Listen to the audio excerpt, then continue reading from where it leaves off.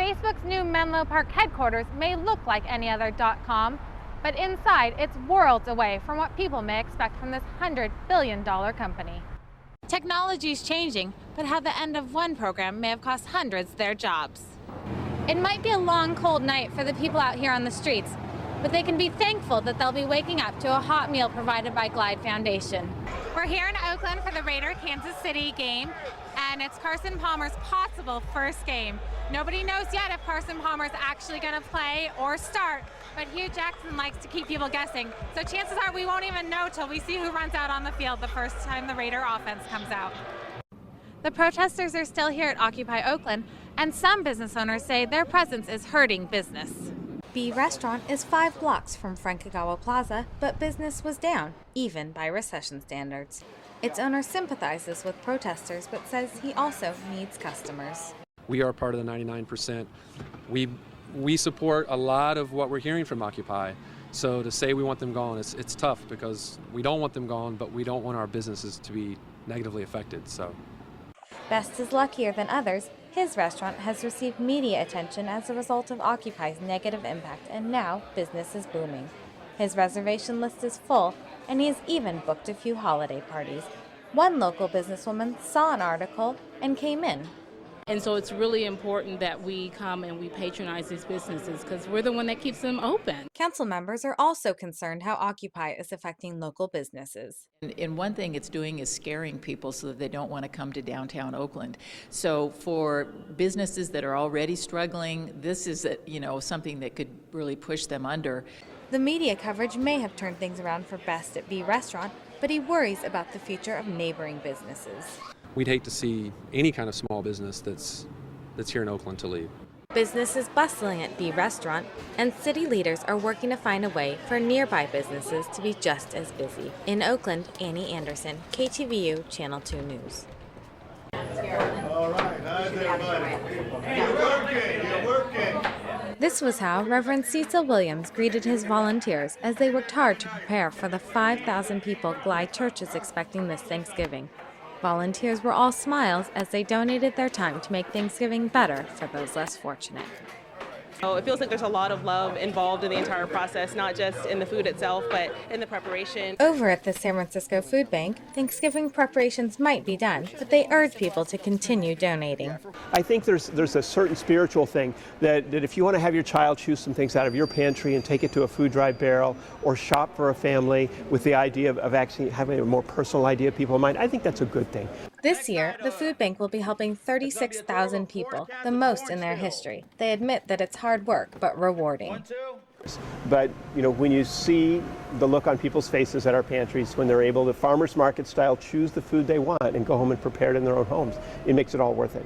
The Reverend also expects happy faces as he serves a side of love with Thanksgiving dinner. It helps for people to know that they care about not only each other, but themselves. So unconditional love is very strong with us here.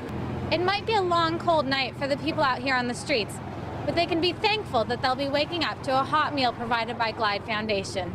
In San Francisco, Annie Andersen, KTVU Channel 2 News. Yesterday, Adobe laid off 750 employees. This could be in anticipation of today's announcement that they will no longer be developing their Flash platform for mobile devices.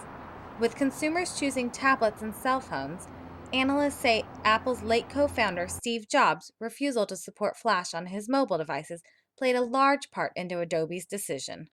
Apple's their biggest problem. Apple pretty much announced the end of Flash. The market eventually seemed to agree, and that took Adobe off at the knees. The development of Flash on the mobile devices just didn't keep up. I mean, there were problems with battery life that people noticed, and some deployments were buggy. Most Apple users are familiar with Flash for what it doesn't do on Apple mobile devices. We just have a big white empty box where the Flash content is supposed to be. Flash is still widely used on desktops. YouTube relies on Flash to play videos, and Adobe still has its niche products. Adobe is still, in my mind, like the leader when it comes to providing creative tools. So if you look at things like Photoshop, Illustrator.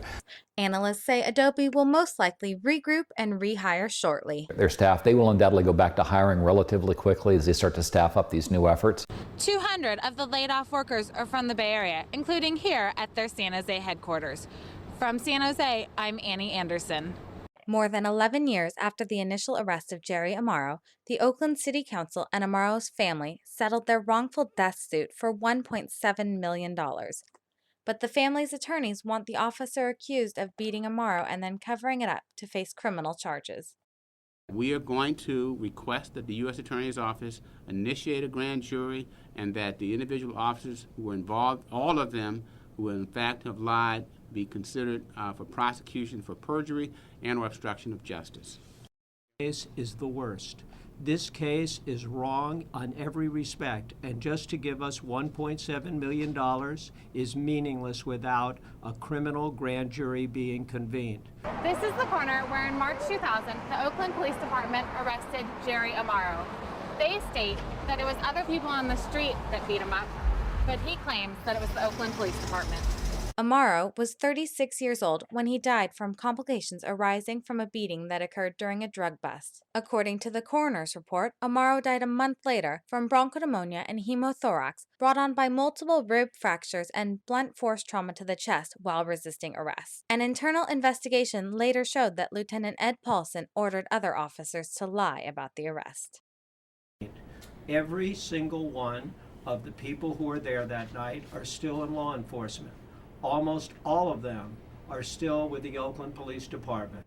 Paulson has since been promoted to captain and is currently on paid administrative leave. In Oakland, Annie Andersen.